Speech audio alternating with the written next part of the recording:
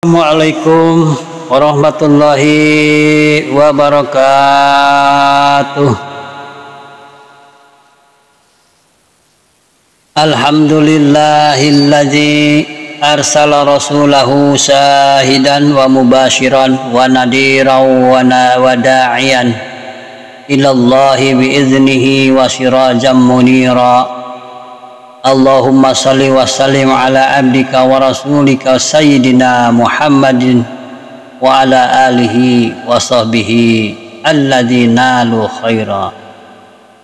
Segala puji bagi Allah yang telah mengutus Rasulnya untuk menjadi saksi, pemberi kabar gembira dan pemberi peringatan serta dan untuk menyeru kepada agama Allah dengan izinnya dan untuk jadi cahaya yang menerangi.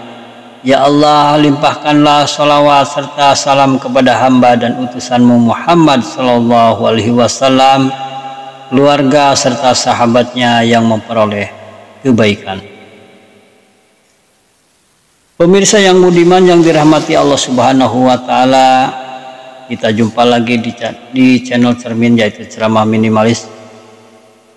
Semoga Anda saat ini selalu dalam keadaan sehat walafiat, tidak kurang suatu apapun, disehatkan badannya, dilimpahkan rezekinya, ditambahkan ilmunya, diberkahkan hidupnya, amin ya robbal alamin. Di video kali ini saya ingin menyampaikan satu tema dengan judul Gambaran Hari Kiamat.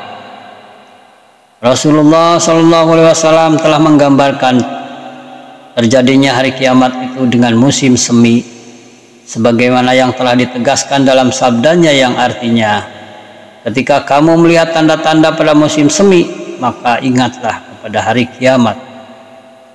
Dalam syarah hadis tersebut di atas diterangkan bahwa gambaran hari kiamat yang musim semi itu dilihat dari 10 aspek, diantaranya 1. Pada musim semi semua biji-bijian dan tumbuh-tumbuhan akan muncul dari dalam tanah, maka begitu juga dengan mayat-mayat manusia dan makhluk hidup lainnya pada hari kiamat nanti, yakni akan bermunculan dari dalam tanah, sebagaimana yang telah ditegaskan oleh Allah Subhanahu wa taala dalam firman-Nya yang artinya, dan bumi telah mengeluarkan beban berat yang dikandungnya. Quran surat Az-Zalzalah ayat 2. Yang kedua, setelah musim semi terdapat senggang waktu yang sangat menyenangkan hati manusia, tetapi juga menyusahkan mereka, karena dalam senggang waktu itu penyakit semakin merajalela di mana-mana. Masa paceklik dan kelaparan melanda kepada seluruh umat manusia. Maka begitu juga nanti pada hari kiamat, di mana setelah manusia dihidupkan kembali, ada golongan yang keluar dalam keadaan senang dan bahagia, tetapi ada pula golongan yang keluar dalam keadaan yang sangat menyedihkan dan memilukan hati. Yang ketiga, bagi orang yang memakan makanan kering pada musim dingin dan tanpa mau berusaha pada musim semi, maka ia akan tertimpa penyakit cacar dan beberapa luka lainnya diakibatkan pergerakan darah dan ototnya. Maka begitu juga dengan orang-orang yang selama hidupnya di dunia selalu memakan makanan haram tanpa mau peduli, dan akhirnya pada hari kiamat nanti ia akan menuai hasilnya dengan menerima berbagai macam siksaan dan penderitaan. Lebih-lebih ia akan ditelantarkan dan dihinakan oleh Allah Subhanahu wa taala, sehingga kehidupannya pada masa itu hanya memperoleh kerugian dan kekecewaan belaka. Yang keempat, pada musim semi semua orang beramai-ramai menanam berbagai macam tanaman dengan tenaga dan modalnya sendiri tanpa mengenal lelah. Tetapi akhirnya mereka semua sedikit pun tidak dapat merasakan hasilnya, karena semua yang mereka tanam menjadi rusak diterpa angin topan pada musim penghujan dan diterpa tariknya matahari pada musim kemarau. Maka seperti itu pula peristiwa yang akan dialami oleh orang-orang selama hidupnya di dunia, selalu berusaha berbuat kebajikan, tetapi di sela-sela perbuatan baiknya itu disertai pula dengan perbuatan maksiat, bahkan tidak kalah banyaknya, sehingga pada hari kiamat nanti selama amal baiknya selama hidup di dunia itu akan bagaikan debu berterbangan diterpa angin dan tidak membawa manfaat sedikit pun bagi dirinya. Pada musim seni hampir semua orang dapat bersantai ria dan bercumbu rayu dengan kekasihnya, dengan keluarganya sambil duduk-duduk di tepi-tepi sungai yang airnya mengalir jernih, di dekat kabut, di tanam-tanaman dan pemandangan yang indah menawan. Maka begitu juga dengan orang-orang yang soleh, orang-orang yang selama hidupnya di dunia selalu berbuat ketaatan dalam menjalankan perintahnya dan menjauhi larangannya. Pada hari kiamat nanti mereka akan mendapatkan keberuntungan dan kebahagiaan di surga. Mereka dapat duduk-duduk dengan penuh gembira di taman-taman surga, sembari di bawahnya mengalir sungai-sungai yang airnya sangat jernih dan menyejukkan. Yang keenam, bertiupnya angin dari arah timur dan barat pada musim semi ada yang membawa kebahagiaan pada sebagian orang dan ada pula yang membawa kesengsaraan pada sebagian orang lainnya.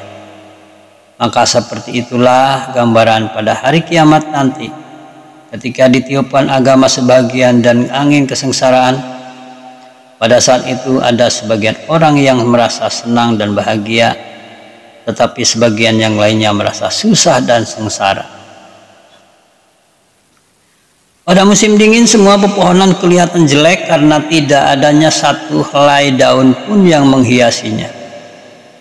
Tetapi setelah musim semi tiba, maka semua pepohonan itu akan tampak indah dan menawan karena banyaknya hiasan yang menghiasinya, yaitu batang dan taringnya mulai tumbuh dedaunan. Maka seperti itulah gambaran orang-orang yang selalu bertindak juhud terhadap dunia, di mana pakaiannya hanya berupa ibadah dan ketaatan kepada Allah Subhanahu wa Ta'ala semata. Tidak sedikit pun mereka tergiur dengan gemerlap kemewahan dunia, sehingga pada hari kiamat nanti ia akan memakai mahkota kemuliaan dan pakaian kehormatan di sisi Allah Subhanahu wa Ta'ala. Sedangkan orang-orang yang selalu taat kepada Allah Subhanahu wa Ta'ala, yakni orang-orang yang diibaratkan seperti pohon kering pada musim semi yang ketaatannya kering dari musim dinginnya angin maksiat. Maksudnya adalah orang-orang yang berusaha untuk meninggalkan perbuatan maksiat demi untuk beribadah kepada Allah Subhanahu wa Ta'ala. Maka pada hari kiamat nanti ia akan mendapatkan kemuliaan di sisinya karena buah dari perbuatannya tersebut. Sebaliknya orang yang telanjang karena lepasnya keimanan mereka, maka akan dibuka pula aibnya oleh Allah Subhanahu wa Ta'ala di hadapan seluruh makhluknya. Yang kedelapan, setiap orang yang menanam pada musim semi itu akan merasa senang manakala melihat tanaman yang ditanamnya itu dapat tumbuh dengan subur. Sebaiknya orang yang tidak menanam pada musim itu akan merasa menyesal karena ia tidak mempunyai tanaman. Begitulah gambaran orang-orang yang pada hari kiamat nanti apabila selama hidupnya di dunia selalu dihiasi dengan ketaatan dan ibadah kepada Allah Subhanahu wa Ta'ala, maka ia pun akan dimuliakannya karena perbuatannya selama hidup di dunia tersebut. Sebaliknya orang-orang yang selama hidupnya selalu bergelimang dengan dosa dan maksiat, maka hanya penyesalanlah yang nantinya ia dapatkan. Ia akan meratapi kebodohan dan kecongkakannya karena ia hanya akan memperoleh tempat yang hina di sisinya. Yang kesembilan, apabila seorang mau menanam pada musim gugur, maka pada musim semi tanaman yang ia tanami itu akan semakin besar.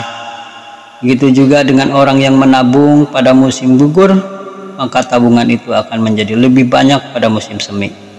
Maka seperti itulah gambaran pada hari kiamat nanti. Apabila seseorang selama hidup di dunia selalu berbuat kebajikan, maka di akhirat nanti ia akan mendapatkan balasan yang lebih baik dengan 10 kali lipat. Sebaliknya, orang yang selama hidupnya selalu bergelimang dengan dosa dan maksiat, maka pada hari kiamat nanti ia pun akan mendapatkan balasan yang lebih buruk lagi. Dunia adalah ladang untuk menanam yang akan dipanen pada hari kiamat nanti. Yang ke-10, Pada musim semi di permukaan bumi ini akan tampak beraneka macam warna dan jenis bunga, dari bentuknya sampai warna bunga itu sendiri. Maka seperti itu pula gambaran pada hari kiamat nanti, semuanya akan tampak jelas mana golongan orang-orang yang ikhlas, orang-orang yang bertakwa, orang-orang yang kafir, dan orang-orang yang selalu menyekutukan Allah Subhanahu wa Ta'ala. Demikianlah diantaranya gambaran-gambaran yang akan terjadi pada hari kiamat nanti, yang sebelumnya telah dapat diketahui dari tanda-tanda akan terjadinya pada musim semi, tentunya bagi orang-orang yang mau memikirkan. Wabillahi taufiq wal hidayah. Wassalamualaikum warahmatullahi wabarakatuh.